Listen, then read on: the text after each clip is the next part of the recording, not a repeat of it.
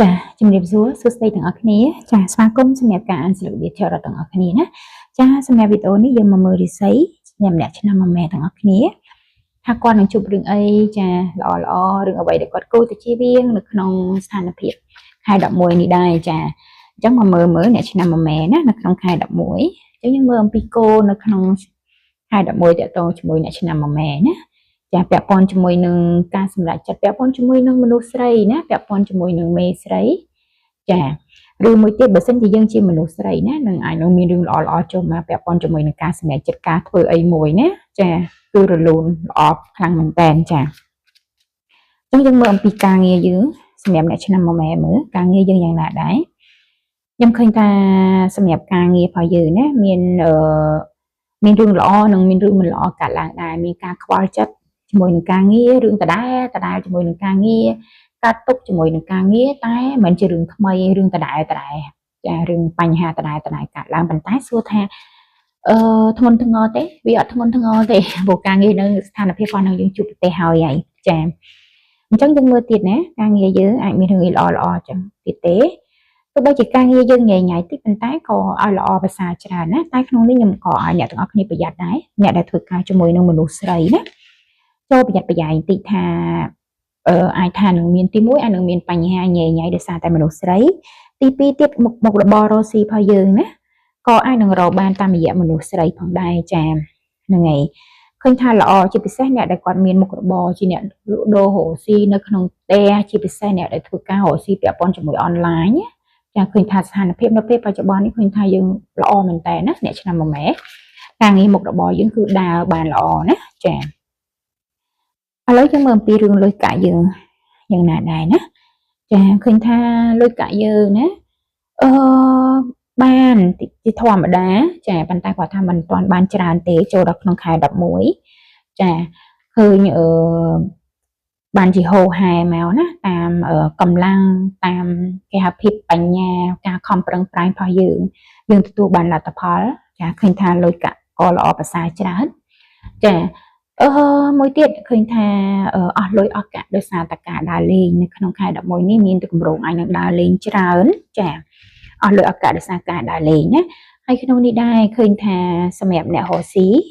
ខ្ញុំអត់ទាន់ឲ្យបដាក់ទុនថ្មីទេនៅក្នុងខែ11ណាព្រោះឃើញមានភាពរញ៉េរញ៉ៃតិចជាពិសេស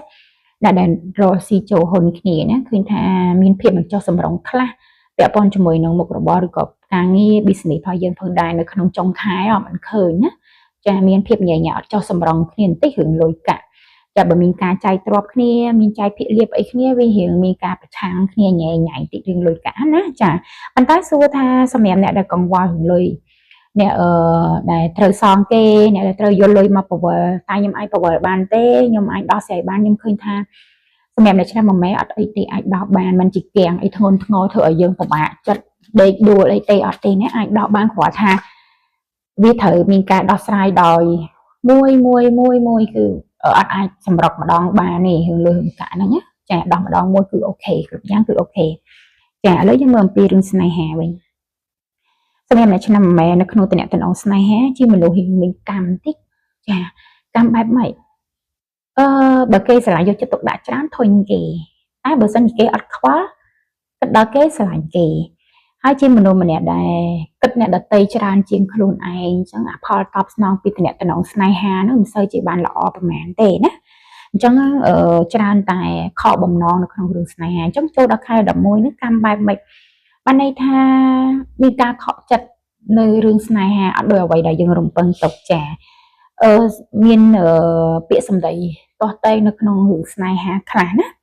ចាមានអារម្មណ៍ថាដូចជាតឹងសរសៃកគ្នាឬក៏មានចំនួនខ្លះនៅក្នុង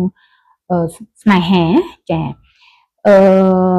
មានអារម្មណ៍ប្រែប្រួលនៅក្នុងតំណែងស្នេហាចាបានន័យថាសុកមានអារម្មណ៍ចង់ដោដៃគូចង់ដោប្តីចង់ដោប្រពន្ធចេញមានអារម្មណ៍ថាដូចជាមិនស្កប់ស្កល់នៅដៃគូស្នេហាយើងដែលយើងកំពុងមានរាល់ថ្ងៃចាមានអារម្មណ៍ថាឈប់ស្រឡាញ់គេមកមនុស្សឆ្នាំម៉ែគាត់បែបហ្នឹងគាត់រឿងស្នេហាគាត់អត់ដល់ពេលខ្លះគាត់ធុញគាត់អត់ចង់ remove ចោលភ្លាមហ្មងចាហើយសម្រាប់មនុស្សស្រីវិញនៅក្នុងចុងខែណាឃើញមានមនុស្សថ្មីចូលមកណាជាមនុស្សប្រុសវ័យក្មេងណាបកែរលុយបកែយកចិត្តយើងចាជាមនុស្សល្អអញថាជាមនុស្សល្អដែរណា ចាអញ្ចឹងសម្រាប់អ្នកដែលអត់ទាន់មានគូណាជាស្ត្រីនៅតែអត់ទាន់ជួបមនុស្សជាបុរសណា sorry ជាបុរសនៅតែអត់ទាន់ជួបមនុស្សស្រីណាដែលពេញចិត្តទេសម្រាប់ស្ត្រីអាចនឹងមានមនុស្សប្រុសចូលមកនៅក្នុងចុងខែប៉ុន្តែគាត់ថាមនុស្សដែលមានវ័យក្មេងស្រស់ស្អាតសង្ហាអីអញ្ចឹងទៅចាហើយសម្រាប់អ្នកដែលមានដៃគូស្នេហាហើយជីវិតប្តីប្រពន្ធក៏មិនជាបញ្ហាដែរគាត់ថាមួយរយៈហ្នឹងនិយាយគ្នារៀងធុញគ្នាបន្តិចតែប៉ុណ្ណឹងណារៀងតឹងរស័យកដល់គ្នាប៉ុន្តែមិនជាបញ្ហាធ្ងន់ធ្ងរទេចាចឹងអរគុណច្រើនណាអ្នកឆ្នើម៉ែជូនពរសំណើអស់ជុំគ្នាវីដេអូក្រោយទៀតបាយបាយ